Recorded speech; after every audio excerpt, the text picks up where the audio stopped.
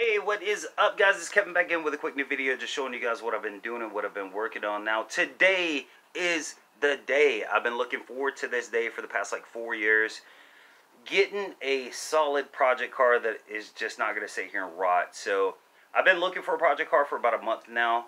And everything is expensive right now, so it's kind of hard to find something that I actually want. And I was looking at a lot of cars, SC300s, IS300s, 240s, MR2s, things like that.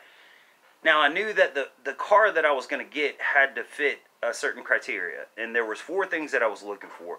First thing is it had to run. It's got to run, it's got to drive, it's got to shift. If it has issues beyond that, then yeah, I can fix it because I'm more than likely going to build a motor.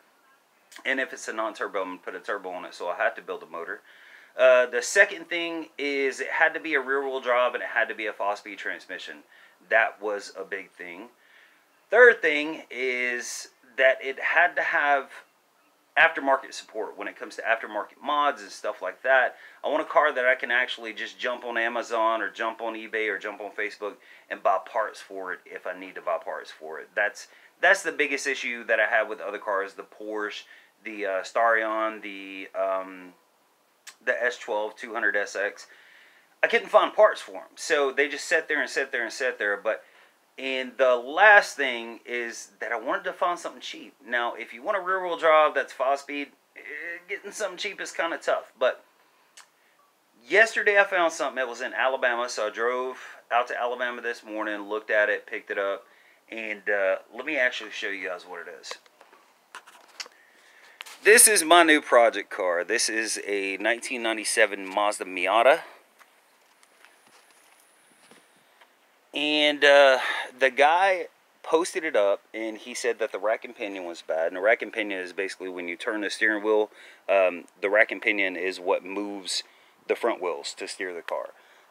So I got out there, I was like, okay, he had it up for $1,200. I was like, okay, I'm going to go take a look at it. This dude was cool, but he was definitely kind of weird.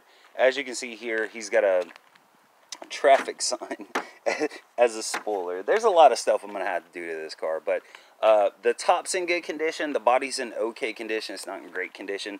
The reason that I wanted this car is because of the wheels. So, he had it up for $1,200. I actually wound up paying $400 for this car. And it does start up and run and all that stuff. It was just the rack and pinion. So, when I got out there, I was like, yeah, dude, can you start it up?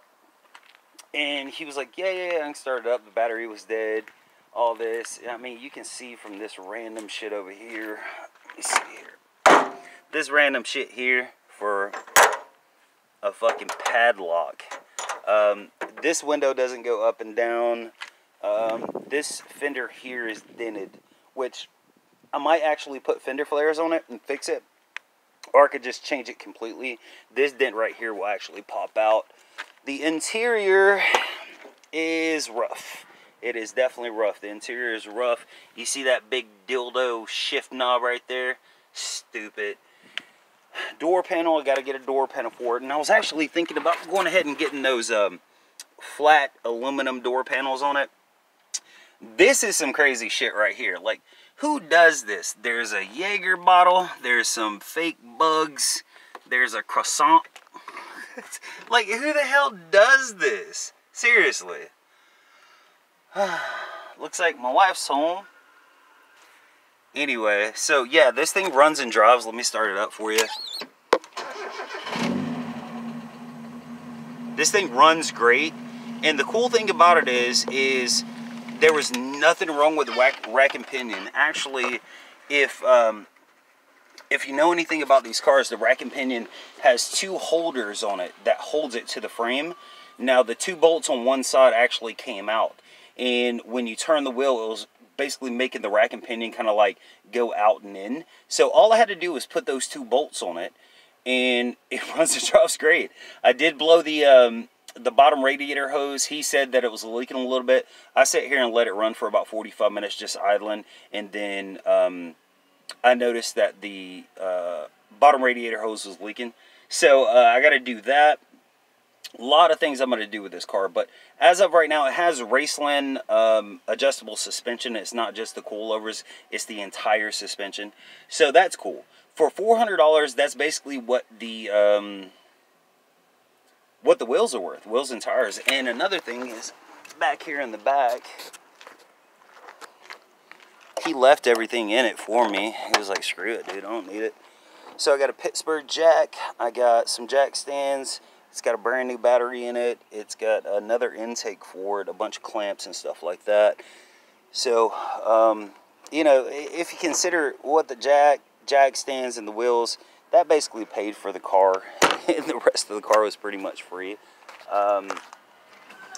Yeah, it does have the 1.8 liter, and I said if I got a Miata, because I had a Miata before, it had the 1.6. I was like, well, if I get a Miata again, I want it to have a 1.8 liter. So this is basically everything I was looking for. The top's in good condition. It doesn't leak. It is dirty as hell. The interior is dirty as hell, but what can you really expect for a $400 project car that's rear-wheel drive, that has a reliable engine, reliable transmission, and is very easy to turbocharge? And the wheels. Can't complain about a $400 car like this. So I've already ordered some parts off of Amazon.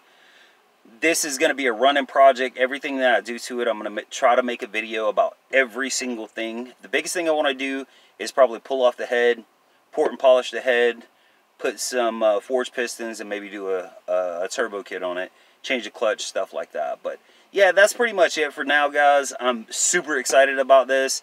And leave a comment in the comment sections below. Let me know what you think about it. What's the next mod that I should do? It already has a catback exhaust on it, but let me know what you think, and I'll talk to you guys later.